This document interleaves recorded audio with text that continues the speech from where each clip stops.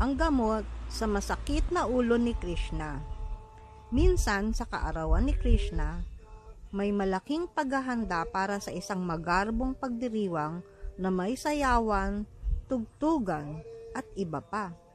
Maraming tao ang nagtipon, ngunit si Krishna ay nanatili lamang sa loob ng bahay, ayaw makisali. Karaniwan, mahilig si Krishna sa anumang selebrasyon, ngunit sa araw na iyon, tila wala siyang gana. Lumapit si Rukmini at nagtanong, "Ano ang nangyari sa iyo, mahal kong Panginoon? Bakit hindi ka nakikilahok sa pagdiriwang?"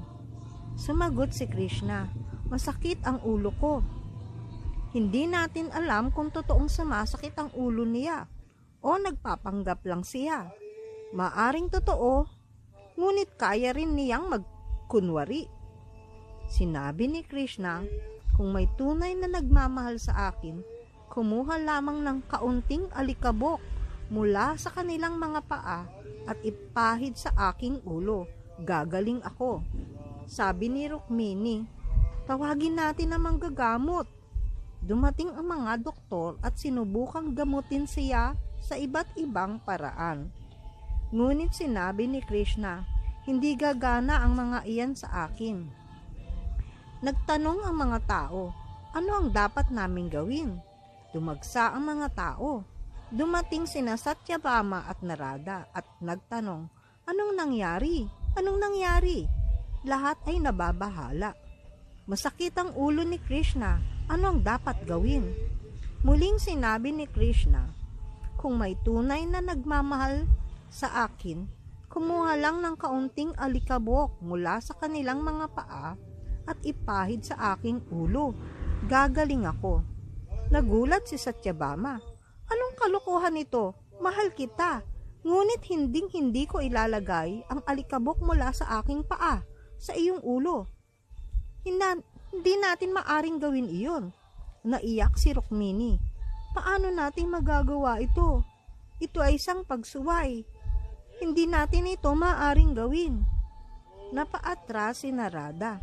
"Ayokong gawin ito. Ikaw mismo ang Panginoon. Hindi ko alam kung anong kapalit nito.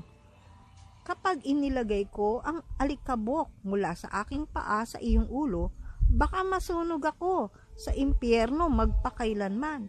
Ayokong gawin ito." Kumalat ang balita. Lahat ay nagimbal. "Hindi namin gagawin iyon.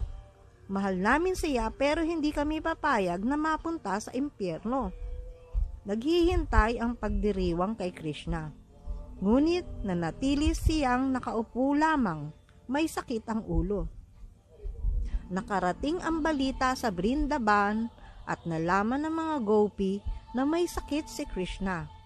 Agad na inilatag ni Radhe ang kanyang belo sa lupa at ang lahat ng gopi ay sumayaw dito ng masigla. Ibinigay nila ito kay Narada at sinabi, "Dalhin mo ito at itali sa kanyang ulo." Dinala ni Narada ang belo. Itinali ito sa ulo ni Krishna at agad siyang gumaling. Palagi niyang ipinapakita kung ano ang pinahahalagahan niya ng higit. Kahit nakisalamuha siya sa mga hari at inalok na mga kaharian, hindi niya tinanggap ang mga ito. Ngunit ang ganitong uri ng pagmamahal, ito ang pinakamahalaga para kay Krishna. Haribol.